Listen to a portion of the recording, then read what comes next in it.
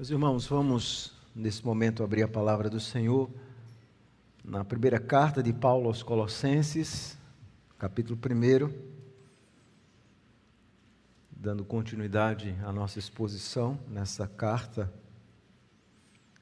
nessa série que eu intitulei Cristianismo Autêntico e Cristocêntrico, onde Paulo mostra como Jesus é suficiente em nossa vida. Ele é o nosso suficiente Salvador e Senhor. Nós não precisamos de absolutamente mais nada a não ser Cristo. E é essa a grande argumentação aqui dessa epístola. Vamos ler capítulo 1, versículo 3 a 8. Há uma seção muito conectada do versículo 3 a 12, mas nós vamos focar nos versos 3 a 8. O apóstolo Paulo, escrevendo à igreja de Colossos, diz: damos sempre graças a Deus, Pai de nosso Senhor Jesus Cristo, quando oramos por vós, desde que ouvimos da vossa fé em Cristo Jesus e do amor que tendes para com todos os santos, por causa da esperança que vos está preservada nos céus, da qual antes ouvistes pela palavra da verdade e do Evangelho, que chegou até vós, como também em todo o mundo está produzindo fruto e crescendo. Tal acontece entre vós desde o dia em que ouvistes e entendestes a graça de Deus na verdade, segundo foste instruídos por Epáfras, nosso amado conservo, e quanto a vós outros, fiel ministro de Cristo, o qual também nos relatou do vosso amor no Espírito. Amém. A palavra do Senhor. Mantenha a sua Bíblia aberta para acompanhar a exposição bíblica. Vamos orar, rogando a iluminação do Espírito. Senhor, nós somos gratos pelo privilégio que temos nessa manhã de ler a Tua palavra. Rogamos a direção, a instrumentalidade do Teu Espírito. E a nossa oração é que o Senhor fale ao nosso coração. Esse livro foi inspirado pelo Espírito, não apenas para edificar os primeiros leitores, mas para edificar a Tua igreja de todas as épocas. E a nossa oração é que o Senhor, nessa manhã, faça isso ao Teu povo, que humildemente deseja ouvir a Tua voz. Essa é a nossa oração em nome de Jesus. Amém. As coisas não andam bem. O mundo é terrível. Parece que Deus nunca responde a minha oração. Eu acho que Deus deve ter esquecido de mim. Todas essas frases representam a murmuração. A murmuração sempre foi uma característica terrível que marcou a história do povo de Deus no Antigo Testamento. E nós também temos essa tendência em termos uma vida marcada pela murmuração. Quando Paulo escreveu essa carta, ele estava preso, talvez tivesse várias razões para murmurar, afinal de contas ele era um apóstolo, servia a Cristo, estava desempenhando um excelente serviço, pregando o evangelho do reino. Mas não é assim que Paulo começa essa carta, ele começa com ações de graças. E é por isso que esse texto é relevante para nós, porque nós como cristãos estamos perdendo essa vida de gratidão a Deus. Temos murmurado muito e agradecido pouco, não temos enxergado as coisas que Deus faz não apenas em nossa vida, mas na vida do seu povo, na igreja. Nós vamos perdendo essa dimensão. E nesse texto Paulo vai nos ensinar exatamente a importância de ações de graças. É assim que ele começa, após a saudação inicial, a sua carta, com esse momento de ações de graças pela vida dos colossenses. Sim, aquela igreja que ele nem conhecia, mas havia recebido relatos bons da fé dos colossenses, mas também relatos perigosos de uma terrível heresia que estava se instalando no meio deles. E é dentro desse contexto que Paulo começa com essa ação ou ações de graças. Por que é que nós temos perdido essa atitude de ações de graças? Agora vamos nos relembrar rapidamente desse texto. Essa carta foi escrita por Paulo aos Colossenses, uma igreja que ele não conhecia, as evidências apontam exatamente isso. Ele conhecia várias pessoas atreladas à igreja de Colossos, nós sabemos disso, porque também Paulo vai escrever a carta de Filemon para pessoas que moravam também em Colossos. Ele estava preso e essa carta foi escrita mais ou menos na década de 50 e 60. Nós sabemos isso porque um terrível terremoto, depois da década de 60, arrasou a cidade de Colossos. Colossos, nesse momento aqui, era uma cidade decadente. Havia perdido o seu glamour, a sua força, a sua beleza, a sua riqueza para a cidade de Laodiceia. Mas era uma cidade onde o cristianismo chegou aqui, possivelmente através de Epáfras, que é chamado aqui o fiel ministro de Cristo. Talvez Epáfras tenha sido aquele que começou essa obra na cidade de Colossos. E Paulo então escreve essa carta por várias razões, para elogiar os colossenses, mas também para adverti-los sobre a heresia, para instruí-los a respeito da vida cristã, do verdadeiro evangelho, o evangelho apostólico, mas acima de tudo para mostrar a suficiência da pessoa bendita de Cristo. Esse é um tema muito importante, o evangelho da graça, o evangelho da verdade, o evangelho que se resume na obra gloriosa de Cristo em prol do seu povo. E que de alguma forma aquelas heresias sempre colocavam Cristo e mais alguma coisa. O Evangelho e mais alguma coisa. E Paulo então traz essa carta com o objetivo de solidificar os colossenses em sua fé. Nós vimos semana passada que Paulo, nas semanas anteriores, que Paulo começa com uma saudação inicial no capítulo 1, versículo 1 e 2. E ele termina essa saudação inicial dizendo o seguinte: graça e paz a vós outros da parte de Deus, nosso Pai. Então é assim que ele termina a sua saudação. E agora ele vai mostrar esse trabalho contínuo do Pai. Damos sempre graças a Deus, Pai de nosso Senhor Jesus Cristo.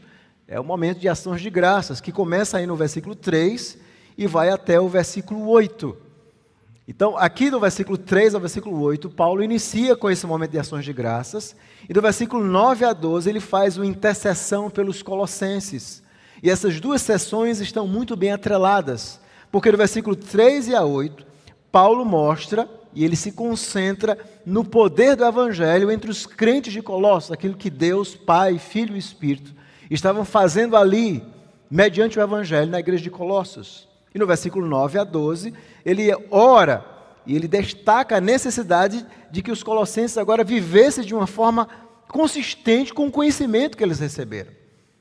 Então essas duas sessões estão muito bem atreladas. Então, qual é o gênero aqui? O gênero é uma carta, especificamente do versículo 3 a 8, nós temos um momento de ações de graças. Era muito comum nas cartas da época, geralmente após essa saudação inicial, alguma palavra inicial de elogio, de louvor. Mas as cartas de Paulo, elas fogem um pouco do padrão das cartas da época, e em muitas delas, Paulo vai fazer esse momento de ações de graças muito mais elaborado. Algumas vezes ele faz um momento de ações de graças mais simples, como na carta à igreja de Tessalônica, mas algumas vezes ele faz esse momento de ações de graças mais elaborado, como aqui, mesclando ações de graças e orações. E essas ações de graça aqui são uma ações de graça profundamente trinitária. Observe que Paulo fala de Deus o Pai, ele fala do Senhor Jesus Cristo, e ele termina no versículo 8 falando do vosso amor no Espírito. Ele mostra como o Pai, o Filho e o Espírito estão fazendo uma obra gloriosa em prol do seu povo, e é por isso que Paulo está louvando a Deus, o Pai. Ele também fala aqui dessas virtudes trinitárias, 3 virtudes muito importantes na vida cristã. Ele fala da fé, no versículo 4, do amor, e fala da esperança. Essa virtude, essa tríade que o tempo inteiro em outras cartas, Paulo também está lembrando que são importantíssimas na vida cristã. Fé, amor e esperança.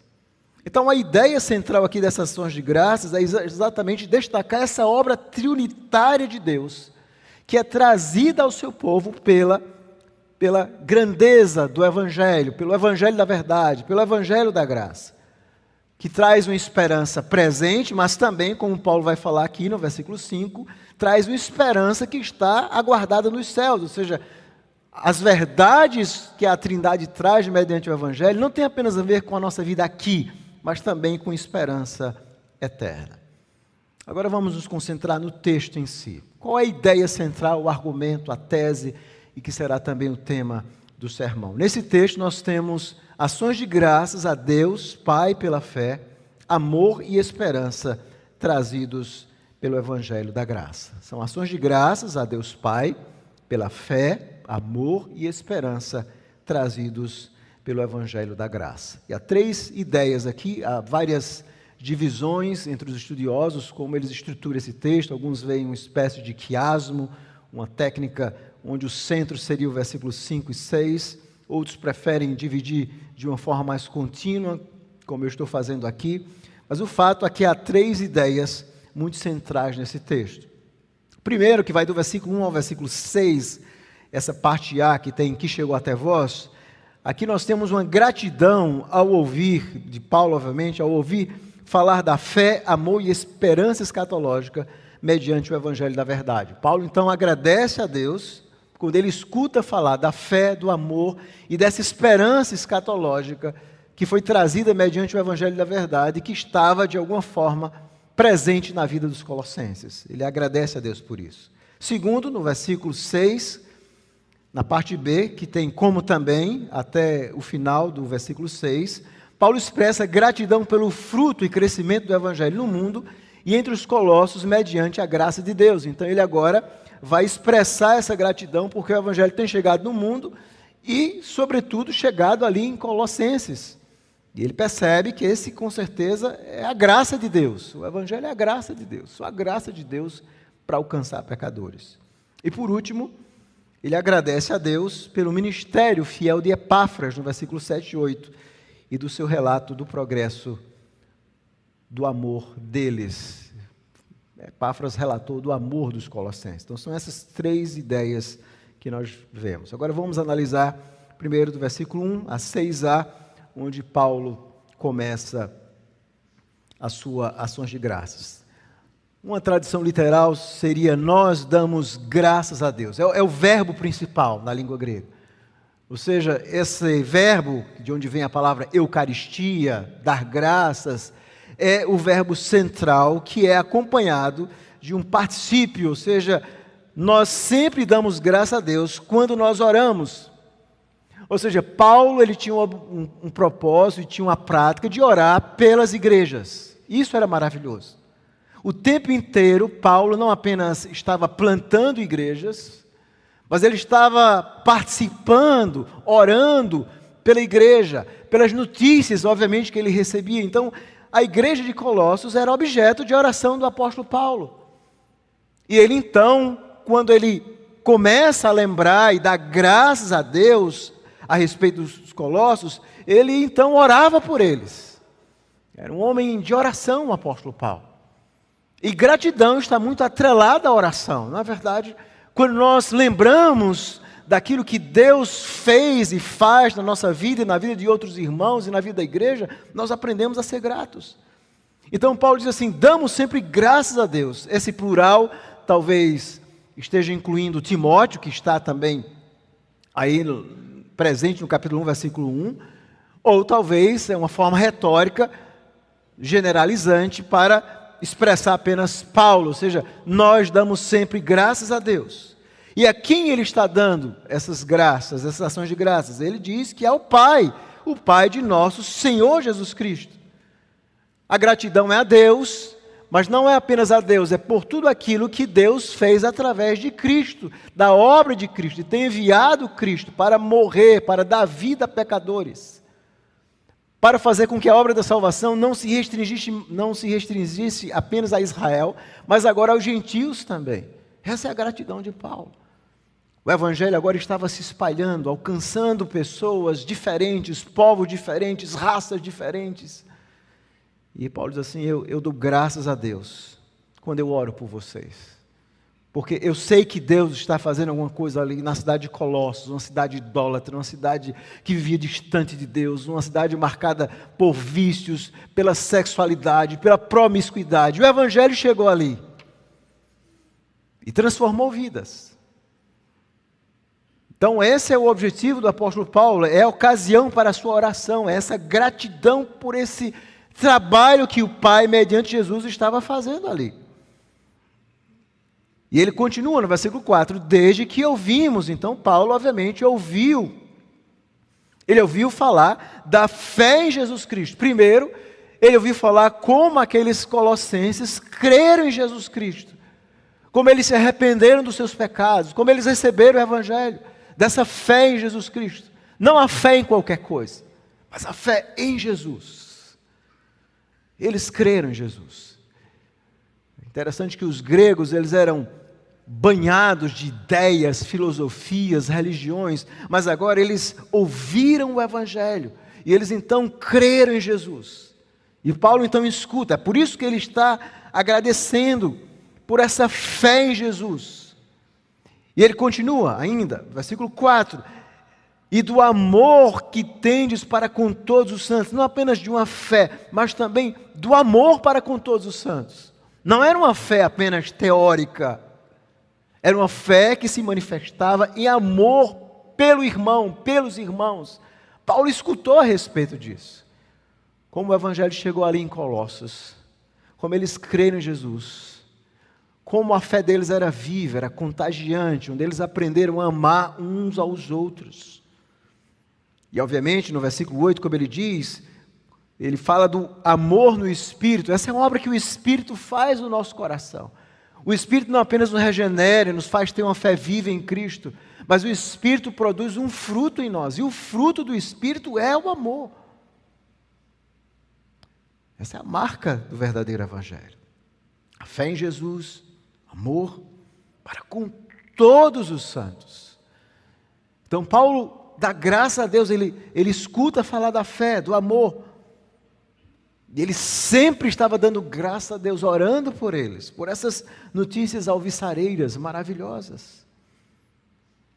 Mas ainda, qual era a base da fé e do amor?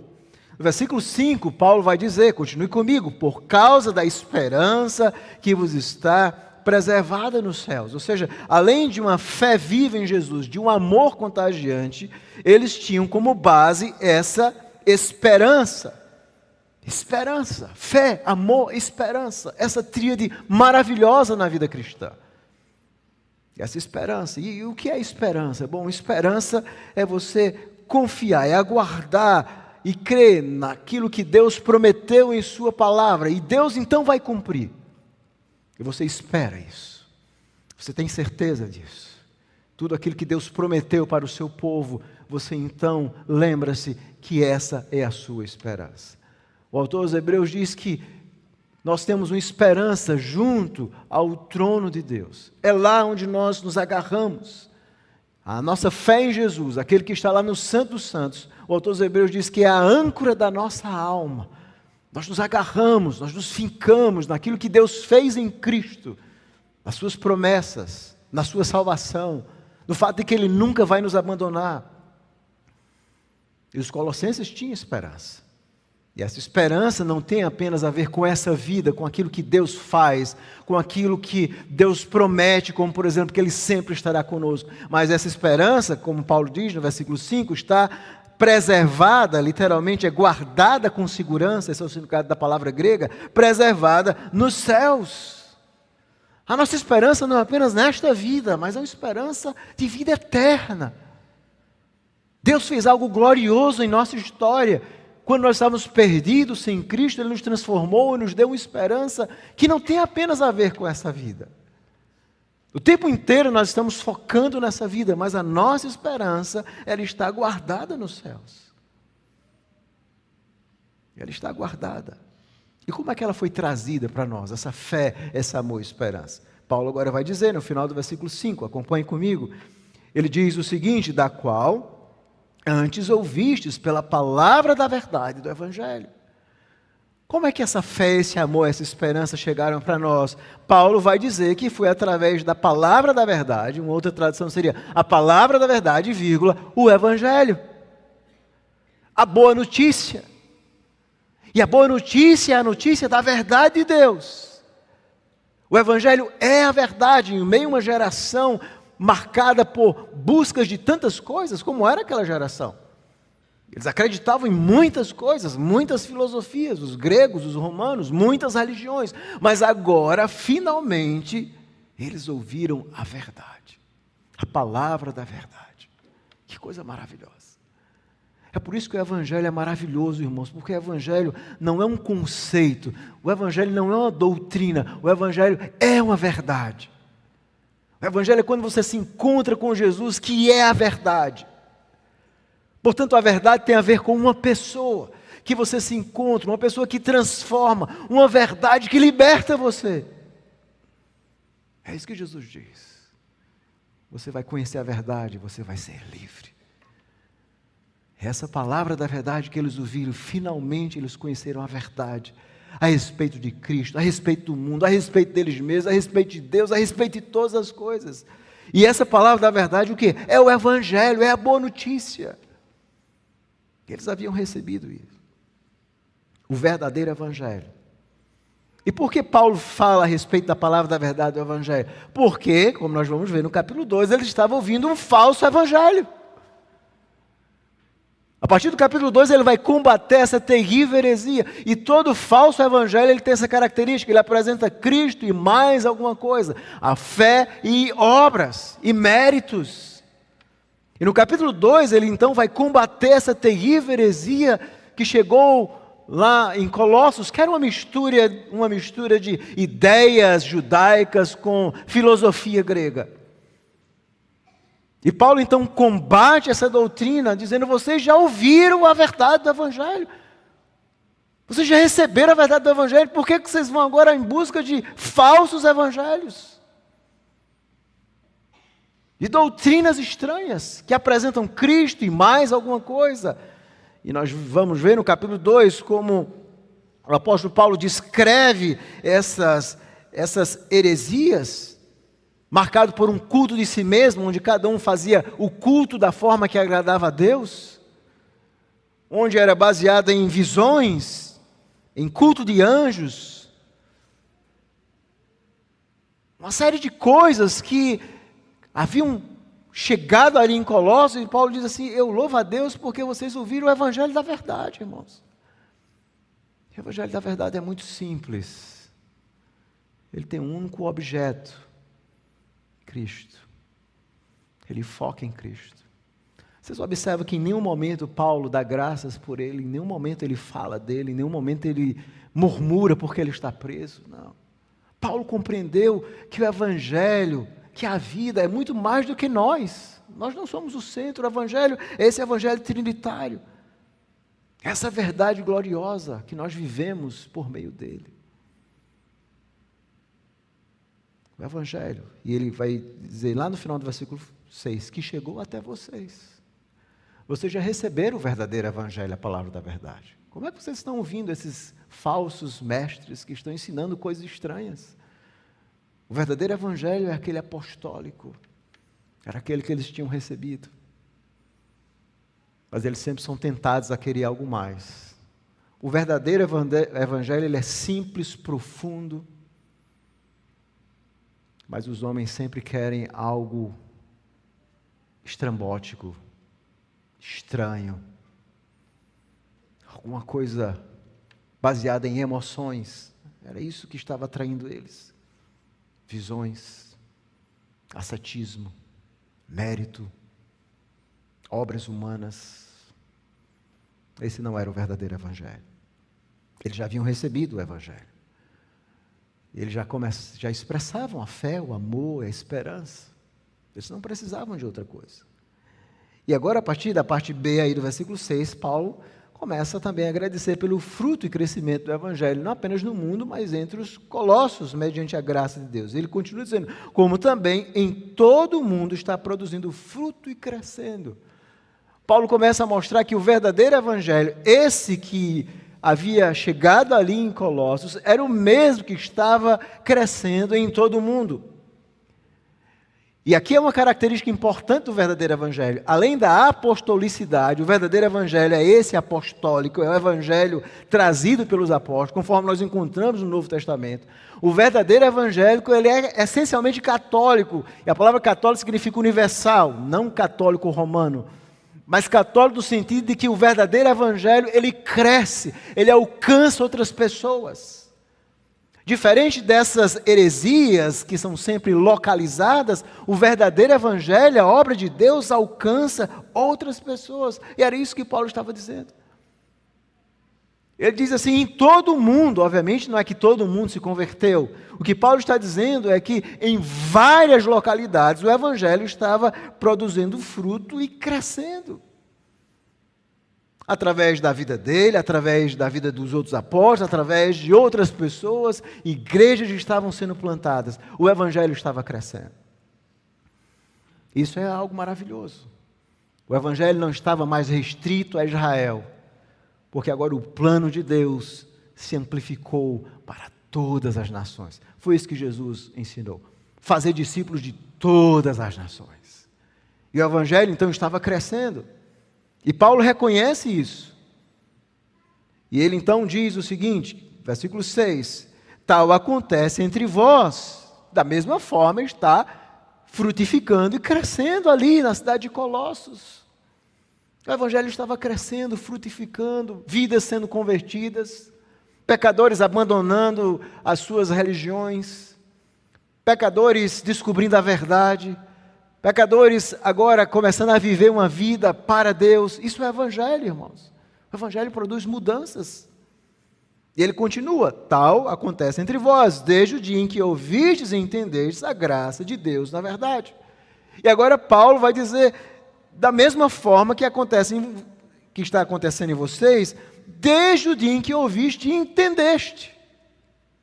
Aqui Paulo vai usar dois verbos importantes, ou seja, quando eles ouviram o evangelho, ou seja, o evangelho chegou até eles ouviram, e eles entenderam, eles compreenderam. Esse verbo entender é ter uma compreensão. Eles entenderam o evangelho. A mesma coisa como aconteceu na sua vida. Um dia você ouviu o evangelho, e o Espírito Santo abriu o seu coração e você entendeu. Mas eles entenderam mais do que simplesmente um evangelho superficial. Veja o que Paulo diz. Eles entenderam a graça de Deus em verdade. Eles entenderam a própria essência do evangelho, que era a graça de Deus em verdade. Não apenas o evangelho tem uma verdade, mas o evangelho também tem uma mensagem poderosa, a mensagem da graça. Graça. O Pai, o Filho e o Espírito Santo, esse Deus trinitário, estão envolvidos não em uma obra qualquer de salvação, mas uma obra de graça. E o que significa graça? Bom, graça significa que não existe nenhum mérito envolvido, porque se existir mérito envolvido, não é graça. A graça é o que Paulo explica lá em Efésios, no capítulo 1, a partir do versículo 3, quando o Pai escolheu um povo antes da fundação do mundo. Quando Deus pensou em você, sem que você tivesse pensado nele antes. Isso é graça. Graça é Jesus morrer e dar a vida e derramar o seu sangue por aqueles que o Pai lhe deu antes da fundação do mundo. Isso é graça, Ele morrer por você. Enquanto você e muitos de nós nem mesmo tínhamos nascido ainda, mas íamos nascer pecadores. Íamos nascer mortos, mas Jesus já tinha morrido por nós na cruz do Calvário. Isso é graça. Graça é um dia o Espírito Santo tocar no nosso coração. É mudar a nossa vida. É nos transformar. É nos libertar. É nos fazer compreender o amor de Deus por nós. Graça é o selo do Espírito que nos sustenta em nossa caminhada cristã. Que apesar das nossas falhas, dos nossos pecados, mas Ele nos sustenta, Ele nos guarda. Isso é graça. Do começo ao fim, da eternidade, até a outra eternidade, até essa esperança que está preservada nos céus. A vida cristã, o Evangelho, do começo ao fim, irmãos, é graça. E é isso que Paulo está dizendo. Vocês ouviram e vocês entenderam a graça de Deus. Não era qualquer verdade, o Evangelho. O Evangelho é uma verdade de graça, onde Deus dá o seu Filho para morrer por pecadores como nós, onde Deus nos escolheu antes da fundação do mundo, onde Ele nos sustenta, onde Ele nos guarda. E quando você chegar no céu, você vai saber que você só está lá por causa da graça de Deus. É graça, do começo ao fim. E você vê as suas imundícies, vê os seus pecados e vê as tendências do seu coração de muitas vezes querer fugir dos caminhos do Senhor, de seguir o mundo, de seguir os padrões pecaminosos. Mas você compreende a graça de Deus. E a graça de Deus é o que você nunca esquece por você.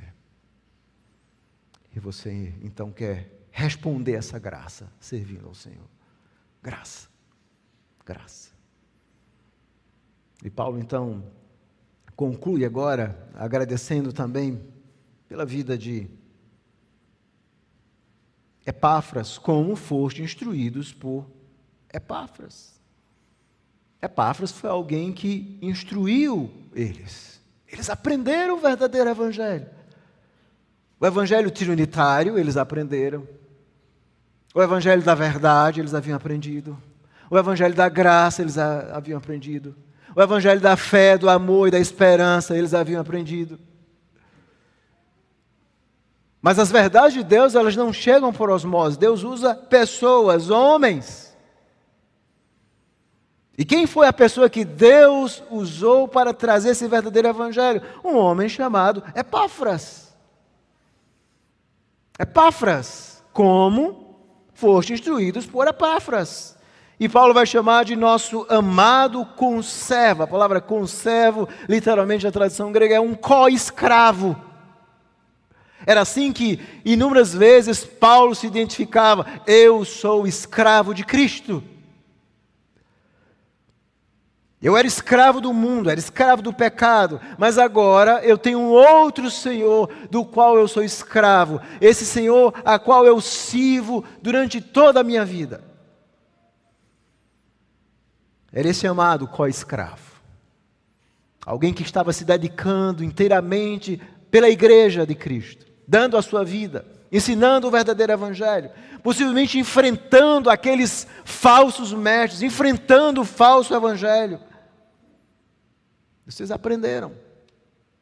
Epáfras, nosso amado conservo. E quanto a vós outros, ele vai dizer no versículo 7, fiel ministro de Cristo. A palavra aqui ministro literalmente é diácono, fiel diácono de Cristo. Obviamente, como eu já expliquei em outros sermões, termos como apóstolos, presbíteros ou presbítero diáconos, eles aparecem em outros sentidos no Novo Testamento. Não como termo técnico, nem sempre se referindo a oficiais. Aqui não significa que, obviamente, Epáfras era um diácono, mas o sentido é como o nosso tradutor coloca, um ministro, um servo. Era um fiel servo de Cristo. Esse era Epáfras. Alguém que estava pregando o evangelho. E ele conclui no versículo 8, dizendo, o qual também nos relatou. Então Epáfras possivelmente trouxe relatos, ou pessoalmente, ou através de cartas, ao apóstolo Paulo. Ele relata do vosso amor no Espírito. Ele mostrou do amor deles, de como eles estavam vivendo esse verdadeiro evangelho, mediante a obra do Espírito. Era um amor verdadeiro. E é assim que Paulo sabia que havia mudanças profundas nos Colossenses, porque Epáfras mostra dessa transformação, desse amor no Espírito. O Pai, o Filho e o Espírito estão envolvidos nessa obra gloriosa, desse evangelho da verdade, o evangelho da graça. E é por isso que Paulo diz assim, eu louvo a Deus, porque vocês ouviram esse evangelho. Esse é um privilégio, irmãos. Ouvir o verdadeiro evangelho. E temos essa atitude de gratidão. E nós vamos perdendo isso. Nós vamos focando apenas em nós, na nossa própria história. E esquecemos que acima da nossa história existe uma história mais gloriosa que está acontecendo no mundo. Deus está fazendo uma obra gloriosa de salvação, do qual eu e você somos instrumentos. E essa deve ser a razão da nossa alegria. Nós somos instrumentos de algo maior que está acontecendo na nossa vida. Isso fez lembrar uma história que eu li de um autor e pastor, Louis Giglio. Ele era o tipo de corredor que aprecia a paisagem e tenta sobreviver aos treinos. Você já observou aquele corredor que começa a correr e tudo que ele quer é chegar ao fim?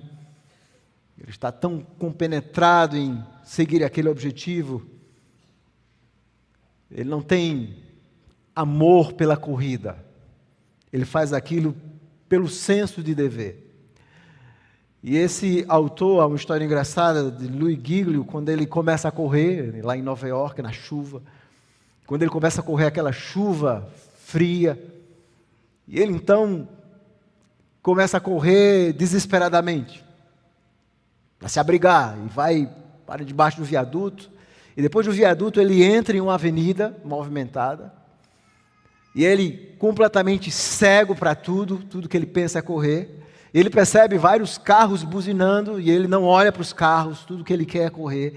E de repente ele entra na rodovia principal de Nova York, ele começa a correr e os carros começam a buzinar. E ele acha que aqueles carros que as pessoas estão saudando ele.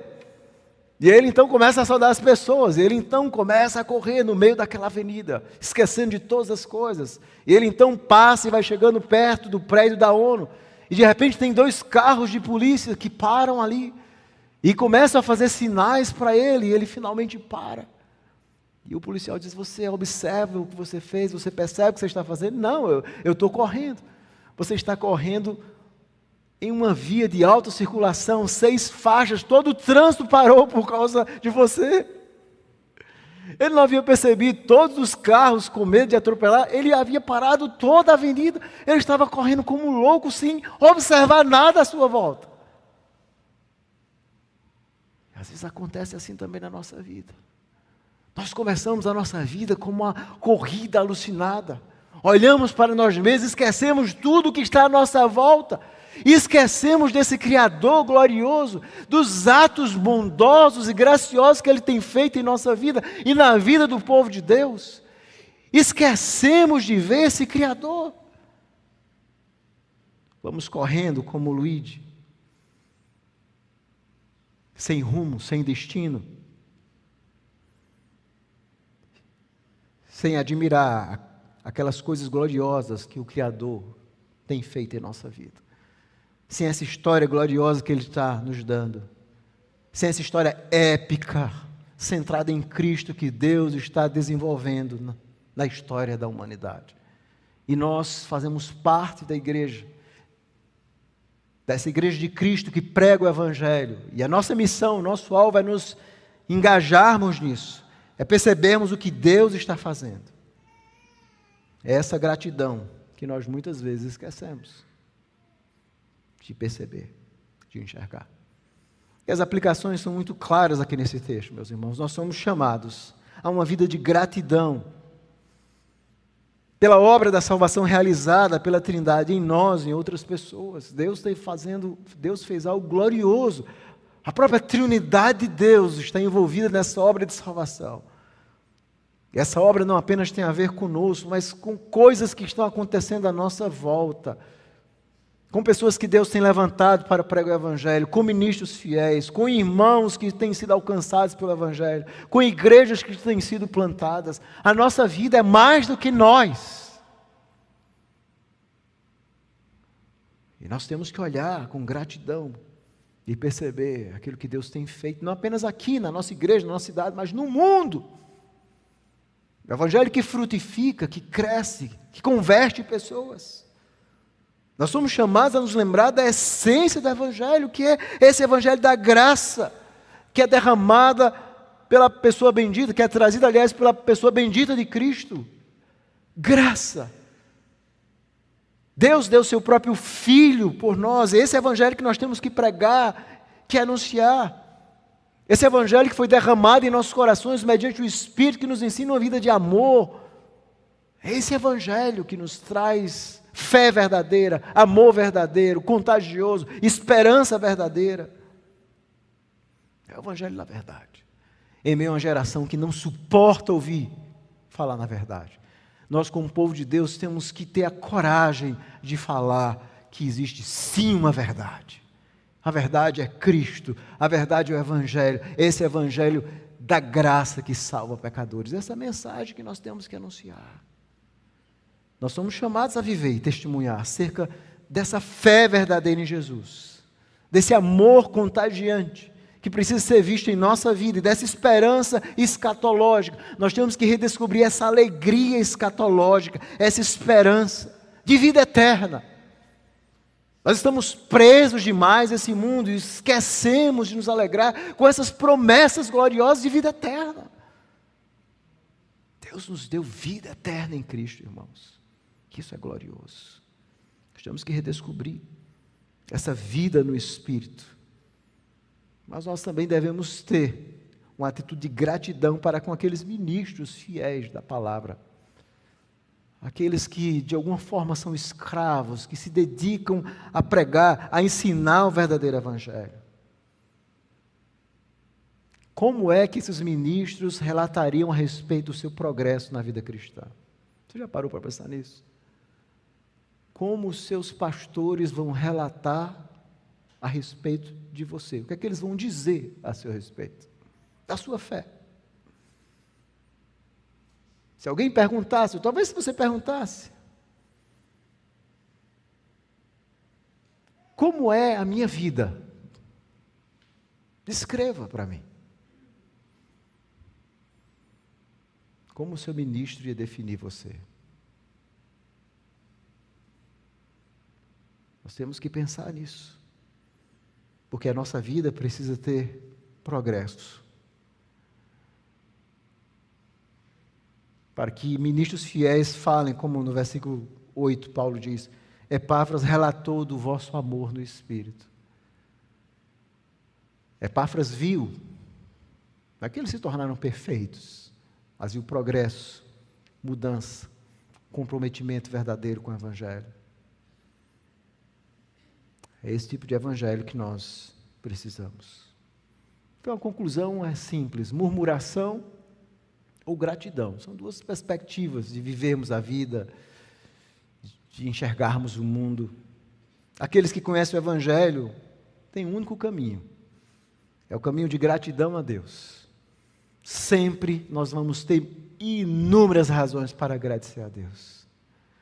E se você olhar pela perspectiva correta, se você tiver a cosmovisão correta da vida, e olhar a vida à luz do Evangelho, à luz da graça de Deus que alcançou você, você sempre será grato a Deus.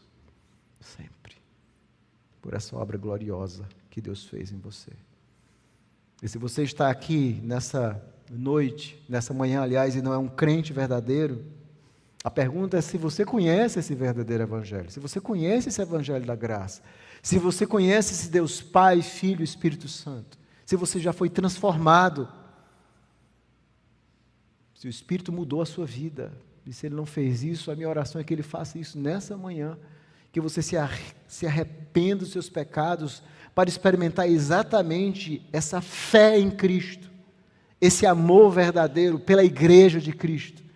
É isso que um cristão também experimenta, não apenas uma fé solitária, mas uma fé que o leva a amar a igreja, a amar os santos, que o leva a ter uma esperança, não apenas dessa vida, mas uma esperança que está reservada nos céus. Você já tem essa esperança?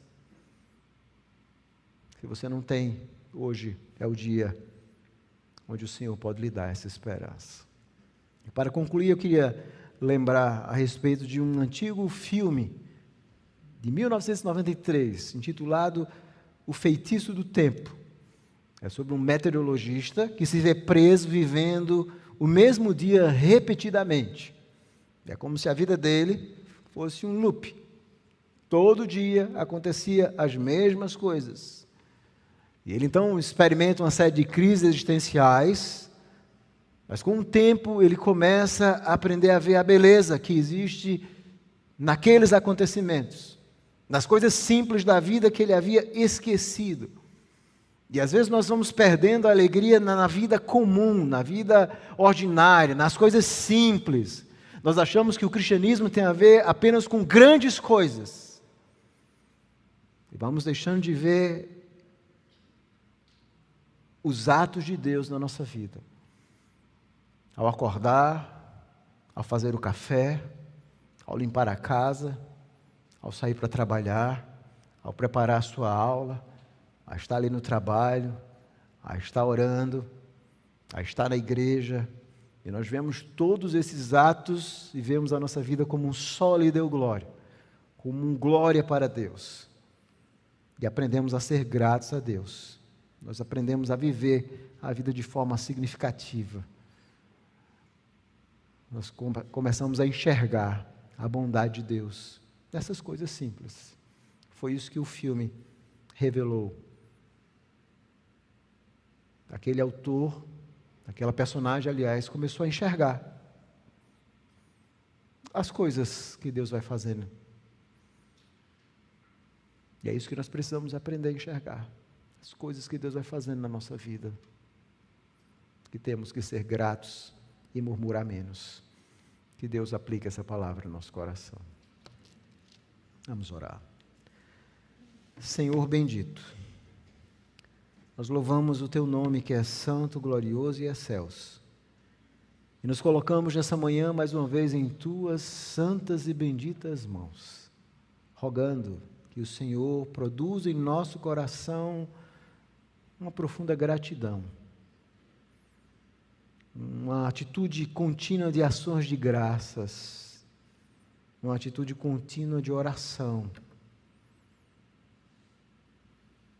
agradecendo por tantas coisas que o Senhor tem feito por nós.